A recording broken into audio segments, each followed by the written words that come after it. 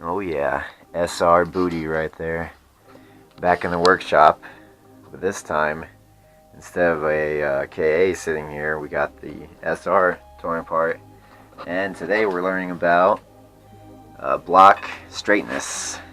You're using a straight edge to measure if your block's still straight, if it needs to be serviced, your deck needs to be evened out, etc.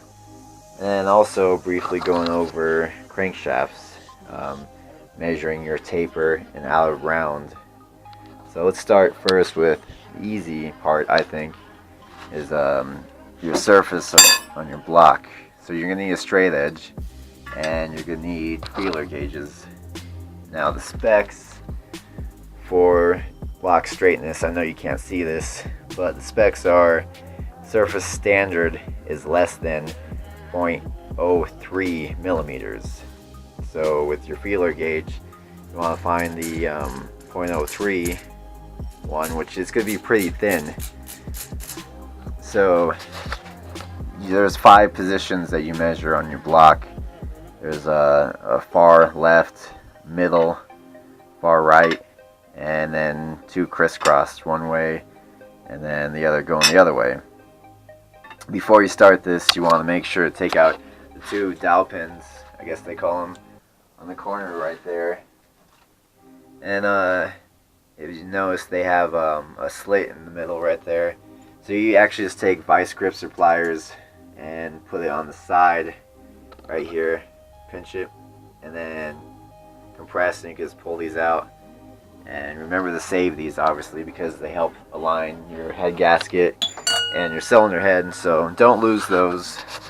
But take them out, and you're going to want to clean your surface, not like very well, just get most of that head gasket residue off, so it provides a smooth surface, or a just non-debris surface for you to measure. So start with your let's start with the left side. What you want to do, you want to just lay it on there, and a lot of people say just apply even pressure. So you don't want to like force it down, just lay your hand on top of there, just to apply even pressure across the whole straight edge. And then you just take your feeler gauge and you just want to just poke it in random points, and if you're all good, it shouldn't go in. And if it goes in, there should be a lot of resistance. So if you see there, it's not going anywhere. It's going slightly in this jet right here, but that's just because it's one of the wire jackets. One of the wire jackets is right there. But if I just move over a little bit, it's not going in this direction. So we know this side's good. So we're going to put it in the middle. We're going to go in between the cylinders. This is mostly when you have most of your warpage. So if you see here, I could put the 0.03 millimeter feeler gauge inside cylinder, in between cylinder 2 and 3. Now there's resistance on here. I don't know if you can hear it on camera, but it's really catching. So it's not that major, but the limit is 0.1 millimeter. So if your 0.3 goes in there, you want to go up next on your feeler gauge, and you want to see if that one will go in. This one won't go in, so I'm still in spec on this actually. So that's good. Again, no other points were out of spec. Now let's move on to the third location. Again, go across. Oh, so it looks like feeler gauge will go in between cylinder 2. Oh, okay, looks like this feeler gauge is going in a lot of areas actually. So the limit usually is more than 6 inches. If you could move this feeler gauge over 6 inches, then it's definitely out of warp.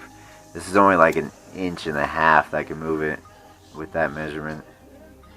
So again, go to your next gauge up, and if you could put in there has resistance, then that's good. You're still within spec. Then you go across, do the same thing. Now this, I've already measured this actually, so I'm just going through really fast right now just to show you on camera.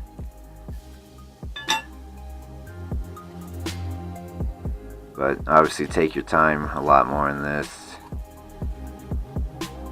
We have major warpage right there, also in same in 2 and 3 cylinders.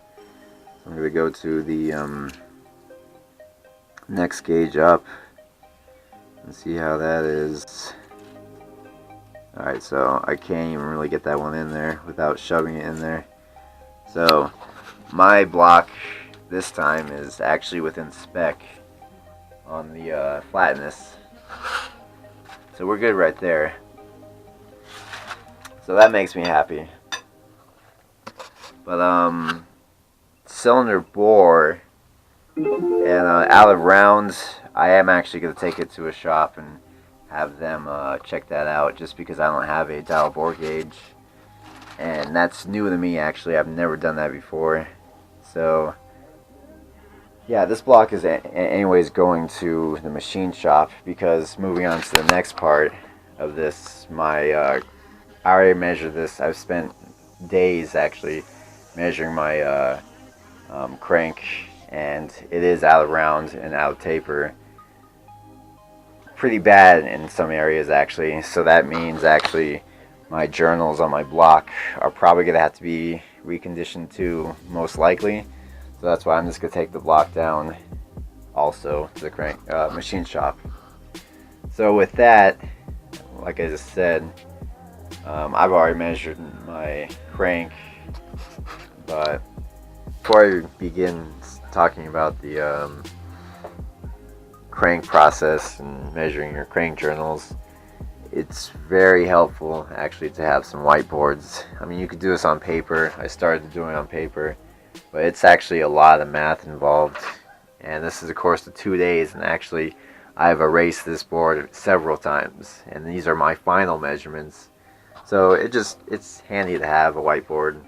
If you don't need to have one, but I write.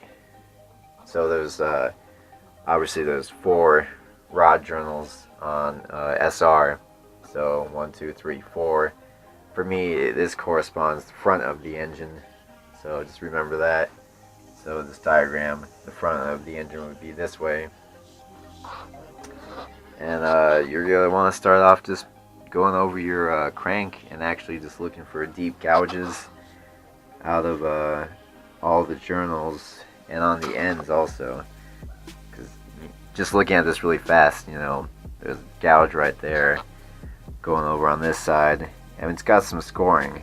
So I've already measured this whole crank.